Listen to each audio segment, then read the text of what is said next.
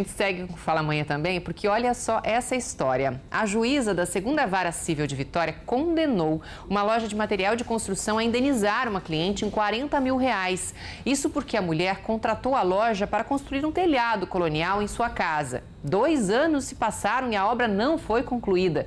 De acordo com o processo, o atraso comprometeu a estrutura do imóvel devido à chuva, vento e sol, além de ter danificado todos os móveis que estavam na casa. A cliente teve que sair do imóvel e pagar aluguel durante todo esse período. E para repercutir esse assunto, eu converso agora com a advogada Luciana Júdice e com a arquiteta Lilian Araújo também. Bom dia. Obrigada pela presença aqui no Fala Amanhã.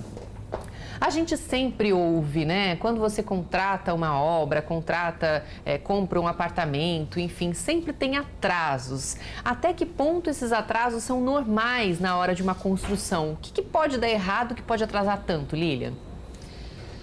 Tem uma série de fatores. Envolvendo um telhado, você tem problema de mau tempo, você tem outras coisas associadas. Às vezes tem problema de greve, mas tem um limite que já está previsto no cronograma do trabalho. Isso já tem que estar previsto. Isso já tem que estar previsto, claro. Né? Tem que estar previsto. Então, uma empresa séria, ela tem que fazer um planejamento, tem que fazer parte, apresentar esse cronograma de atividades para o cliente final, que vai dar anuência para se aquilo vai ao encontro da necessidade dele ou não, se atende à necessidade dele ou não. Agora, 2 anos para trocar um telhado não dá, né? Não dá. E, inclusive, você teria que ter medidas alternativas para proteger esse imóvel enquanto está sendo feita essa obra, porque escolher qual é a época do ano que isso vai ser feito. A gente sabe que de outubro a março, nossa região aqui, a gente tem precipitações mais intensas, então isso tem que ser programado para épocas que a gente sabe que são períodos mais secos. Tudo isso tem que ser previsto, então, pela construtora ou pela loja de material de construção, pelo pedreiro, enfim, pelas pessoas envolvidas. Sim. Entendi.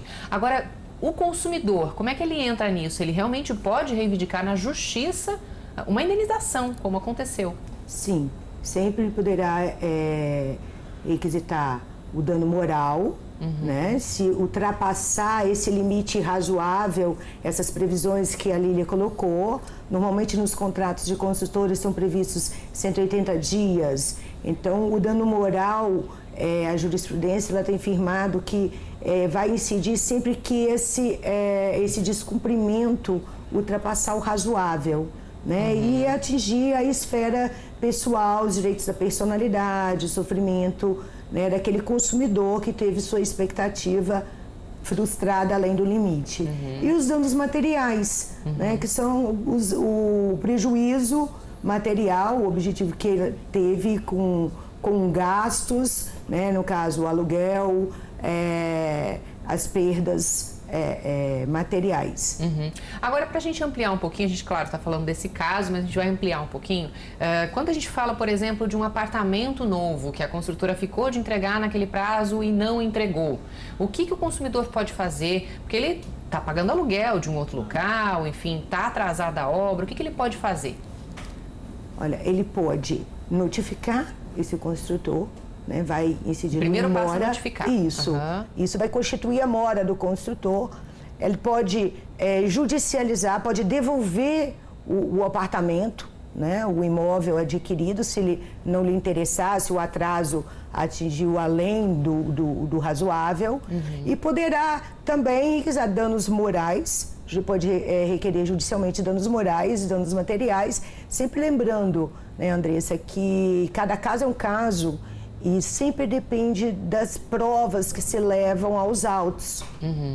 Entendi. Agora, Lilian, no caso de construção de imóveis, isso também tem que estar previsto? Esses atrasos aí por conta de tempo, de greve, como você citou, também tem que estar previsto? A construtora tem que colocar isso, pensar nisso na hora de fechar um contrato? Sim, isso faz parte do planejamento. Toda empresa séria faz um planejamento antes de começar um novo empreendimento. Isso a gente falando de construção civil, é assim que funciona. E aqui na região, costuma se entregar no prazo?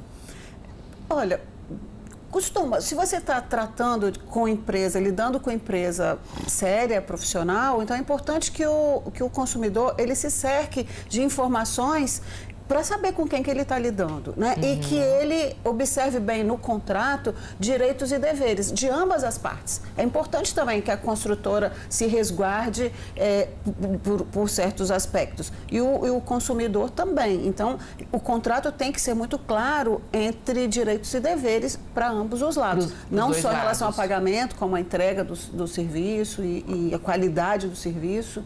Isso é importante. Uma coisa que também a gente ouve muita reclamação é quanto a, por exemplo, contratação de imóveis planejados, né? Que você contrata, eles ficam de entregar em 40 dias, não entregam. Isso também pode ser objeto de ação na justiça. Sim, perfeitamente. Existem inúmeras ações no judiciário questionando, e é muito comum o atraso também da entrega de imóveis. Não só planejados, né? Quando você compra na internet, enfim, onde for. Sim, o fornecedor ou do serviço ou do produto, ele tem a responsabilidade que é objetiva, não depende da culpa dele. Né? Então, ele teria que provar nos autos que ele não entregou no prazo pela culpa exclusiva da vítima, do consumidor. Nesse caso que foi utilizado como paradigma, né? Ele alegou lá, que eu li a sentença, ele alegou que a consumidora não deixou entrar no imóvel, mas também ele não provou. Entendi, não tinha nada de prova, né? Nada. Para conseguir. Bom, para a gente encerrar, o Roger Nunes dos Santos pergunta o seguinte, referente à quebra de prazos de forma geral, por exemplo, mercadorias, correios, o caminho é sempre o mesmo critério, segue a mesma regra? Quando quebra o prazo, você tem direito de entrar na justiça? Andressa, a jurisprudência ela tem caminhado no seguinte sentido. O mero descumprimento do contrato em si não gera o dano moral, né? O inadimplemento contratual. O que gera dano moral é aquilo que excede ao razoável, que ultrapassa o mero aborrecimento. No caso, nesse caso aí que a gente mostrou do telhado, né? 2 anos. 2 anos, ultrapassou o razoável. Todos os limites do razoável.